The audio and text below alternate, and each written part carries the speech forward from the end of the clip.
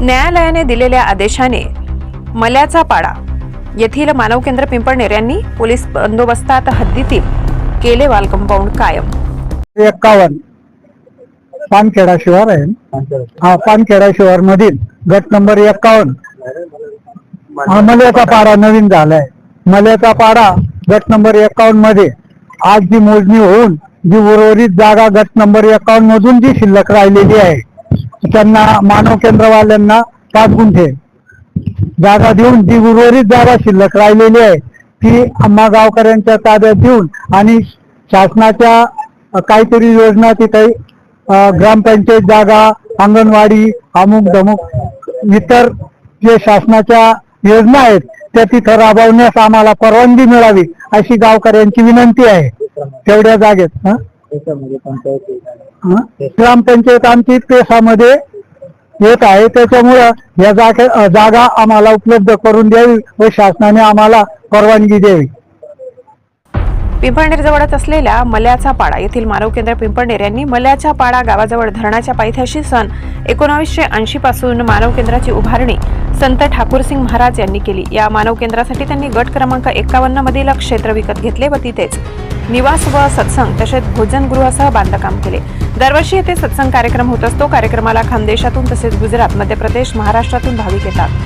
22/7/2024 शासनाने मोजणीप्रमाणे भूमी अभिलेखच्या मोजणीप्रमाणे आज आमच्या जागेवर झालेलं अतिक्रमण त्यांनी काढून दिलेलं आहे. त्याच्यासाठी पोलीस बंदोबस्त आणि शासनाने सर्व प्रकारची मदत केली त्याबद्दल मी त्यांचा आभार व्यक्त करतो. आणि जागा ती 5 गुंठे जागा होती. गट नंबर 51 मल्याचा पाडा याच्यातली जी जागा होती 5 आर ती आम्हाला ताब्यात मिळालेली आहे. मानव केंद्र पिंपळनेरच्या नावावर आहे. ती रीतसर खरेदी केलेली आहे. खरेदी करून ती जागा आम्ही मोजणी केली. मोजणीनंतर ती जागा जी अतिक्रमण होतं ते आज काढण्यात आलेलं आहे.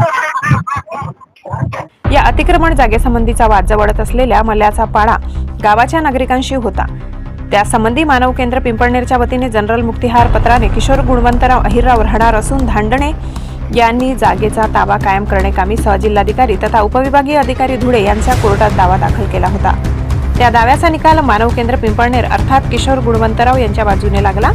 त्या अनुषंगाने त्यांनी हद्द कायम करण्यासाठी पिंपळ तहसीलदार कार्यालय व संरक्षणासाठी पिंपळनेर पोलीस स्टेशन तसेच धुळे अधीक्षक कार्यालय यांच्याकडे पोलीस संरक्षणाची मागणी करत सदर ताबा घेण्याकामी पोलीस प्रशासनाच्या ताफा दाखल झाल्याने प्रशासनाच्या देखरेखीखाली व पिंपळनेर अप्पर तहसीलदार देविदास शेजूळ, मंडळ अधिकारी संजय पवार, तलाठी एसटी जाधव, भूमापन अभिलेख साखरी यांच्या उपस्थितीत त्याचे कुंपण घालण्यात आले.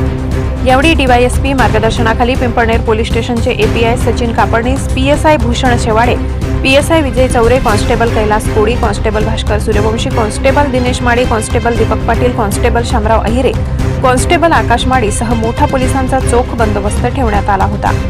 मल्याचा पाडा येथील ग्रामस्थांनी सहकार्य करीत प्रशासनाला सांगितले की मल्याचा पाडा गट क्रमांक 51 येथील मोजणी करून गट क्रमांक 51 लगत असलेल्या उर्वरित जागा मल्याचा पाडा आदिवासी पेसा अंतर्गत येत असल्याचे पुनर्वसन योजना राबवावी आणि दरवर्षी होणाऱ्या यात्रा उत्सवात आम्ही मोठ्या प्रमाणात सहभागी होत असतो असेही मल्याचा पाडा येथील आदिवासी ग्रामस्थांनी प्रशासनाला सांगितले.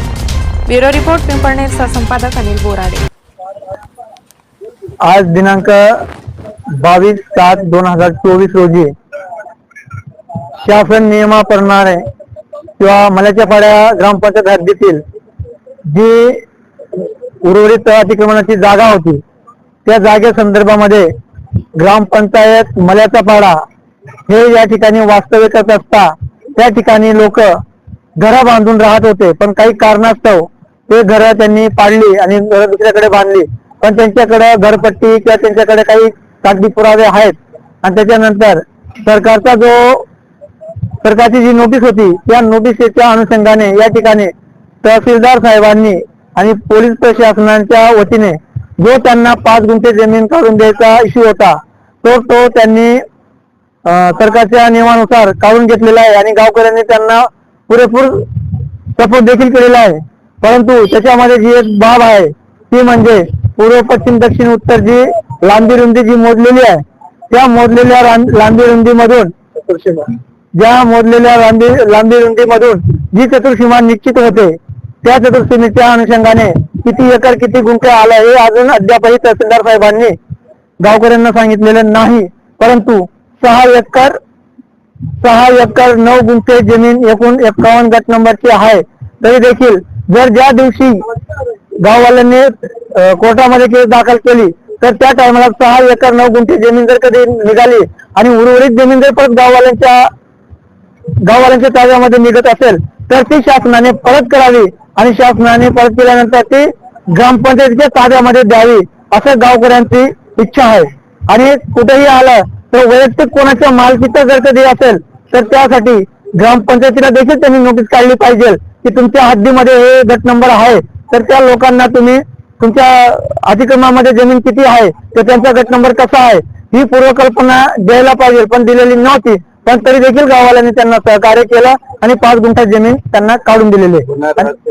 आणि हे जे मल्याचा पाडा गाव आहे हे पुनर्वसित गाव आहे. त्याला शासनाने या ठिकाणी स्थापन केलेलं आहे आणि म्हणून ते कोणाच्या आयऱ्या याच्यावरून ते आलेले नाहीत आणि म्हणून शासनाने त्यांची दखल घ्यावी आणि त्यांना न्याय द्यावा हे ग्रामपंचायतीच्या वतीने आम्ही सगळे कलेक्टर साहेबांना असेल, मंत्री साहेबांना असेल, अदरवाईज आमचे आमदार साहेब असतील त्यांना देखील विनंती करतो की आम्हाला न्याय द्यावा.